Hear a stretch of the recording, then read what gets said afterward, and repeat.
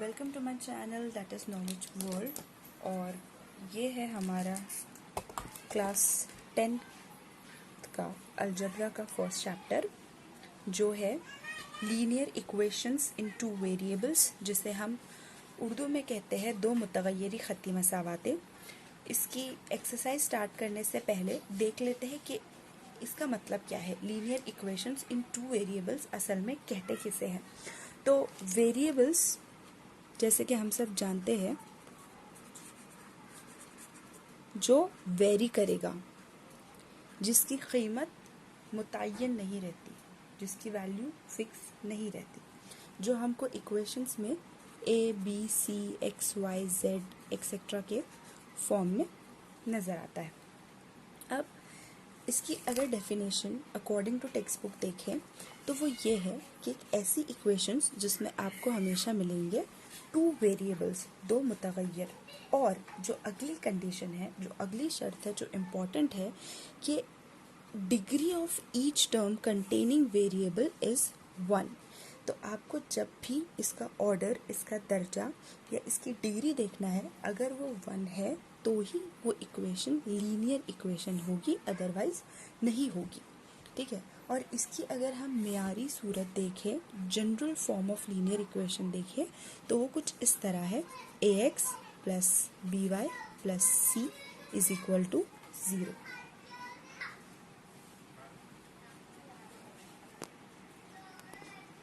चलिए, इसी चैप्टर में हमको आगे एक छोटा सा एक्टिविटी बॉक्स दिया गया है जिसमें हमको आइडेंटिफाई करना है, पहचानना है कि ये given equation linear equation in two variables है या नहीं है।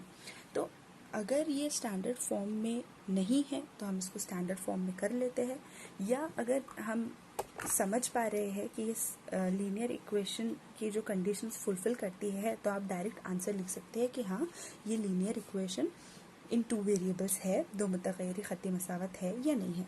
जैसे हमारे पास है यहाँ पर first equation 4m plus 3n is equal to 12। तो हमारे पास इसके लिए कंडीशंस थी कि वेरिएबल्स दो होने चाहिए। तो यहाँ पे दो वेरिएबल, दो मुतगय्यर है m और n। सेकेंड जो कंडीशन थी हमारे पास कि इसका जो डिग्री होना चाहिए, जो पावर होना चाहिए, वो 1 होना चाहिए। यहाँ पर कुछ भी नंबर नहीं लिखा है, मतलब इसकी डिग्री है 1, इसीलिए ये हो गई हमारी linear equation in two variable, दो मुतगय्यरी ख़त्ती मसावत। इसके साथ अगर हम सेकेंड वाली इक्वेशन देखें, 3x² minus 7y is equal to 13। तो एक कंडीशन तो हमारे यहाँ फुलफिल हो रही है कि हाँ, दो वेरिएबल्स है, लेकिन जब हम इनकी डिग्री देखते हैं, इनका दर्जा देखते हैं, तो x के ऊपर आ गया 2 जो है 1 से बड़ा, 1 डिग्री नहीं है, इसीलिए ये लीनियर इक्वेशन नहीं हुई। नेक्स्ट वन पे जाते हैं। यहाँ पर जो इक्वेशन है वो है √2x minus √5y is equal to 16। Conditions के हिसाब से वेरिएबल 2 है, इनकी डिग्री भी कुछ भी नहीं लिखा है, मतलब यहाँ 1 है, इसीलिए क्वाड्रेटिक इक्वेशन है। कोई फ़र्क नहीं पड़ता कि आपके वेरिएबल के साथ जो नंबर मिल रहा है वो क्या है, बस वो 0 नहीं होना चाहिए।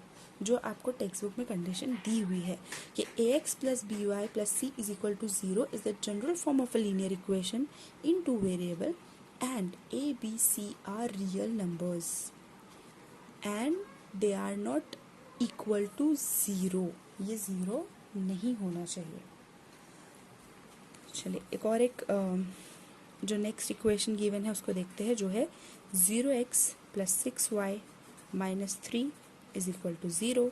यहाँ पे दो वेरिएबल है, स्टैंडर्ड फॉर्म में भी है, लेकिन x के साथ का जो नंबर है वो हमारी कंडीशन में नहीं बैठता कि 0 नहीं होना चाहिए, इसलिए ये भी क्वाड्रेटिक इक्वेशन नहीं हुई। एक नेक्स्ट इक्वेशन देखते हैं, last 4/x plus 5/y is equal to 4। दो वेरिएबल है, लेकिन अब इनकी डिग्री, इनका दर्जा क्या होगा। जब भी कोई भी टर्म अपॉन में चला गया, मतलब इसका पावर, इसकी डिग्री हो गया -1, और अगर ये माइनस में आ गया तो ये भी हमारी linear equation in two variable नहीं हुआ। तो ये था introduction of linear equation in two variable, जिसमें हमने देखा कि linear equation in two variables कहते किसे हैं। ऐसी इक्वेशन जिसमें हमको दो वेरिएबल मिलते हैं और degree of each term containing variable is 1। ठीक है, उसके बाद हम कैसे आइडेंटिफाई करेंगे कि जो गिवन इक्वेशन है वो linear equation in two variable है या नहीं है। तो डेफिनेशन के अकॉर्डिंग ही चेक करना है कि दो वेरिएबल है या नहीं है और उनकी डिग्री 1 है या नहीं है। अगर दो वेरिएबल है, डिग्री 1 है, तो गिवन इक्वेशन लीनियर इक्वेशन होगी। अगर दो वेरिएबल नहीं है, उनके ऊपर का पावर, उनके ऊपर की डिग्री 1 नहीं है, उनके साथ का जो कोएफिशिएंट है अगर वो 0 है, तब भी वो इक्वेशन लीनियर इक्वेशन नहीं होगी।